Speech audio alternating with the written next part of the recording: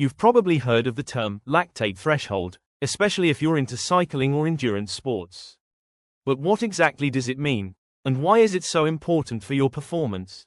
Let's start from the basics. When you exercise, especially at higher intensities, your body uses different energy systems to create the energy you need to keep going. One of these systems is called glycolysis, and the byproduct of that process is lactate. Now, at moderate intensities, your body is pretty good at clearing out the lactate as fast as it's produced. There's a balance: lactate comes in, lactate goes out.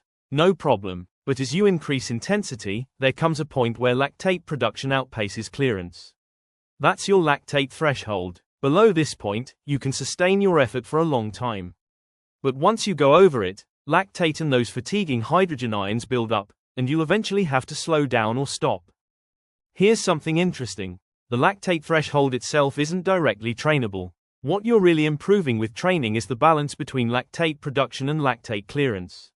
When you train, you can increase your muscles' ability to clear lactate more efficiently, and you can also improve how your body produces energy aerobically, so you rely less on glycolysis at the same effort level.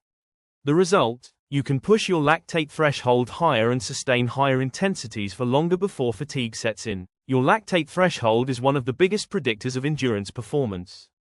It defines your maximal steady-state power, the highest effort you can sustain for extended periods, like during a long climb or a time trial.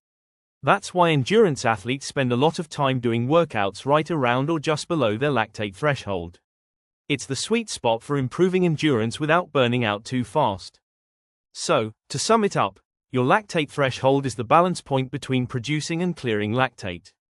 The higher your threshold, the longer and harder you can perform before fatigue sets in. If you found this helpful, give it a like, subscribe for more science-based training tips, and drop a comment if you've ever done a threshold test.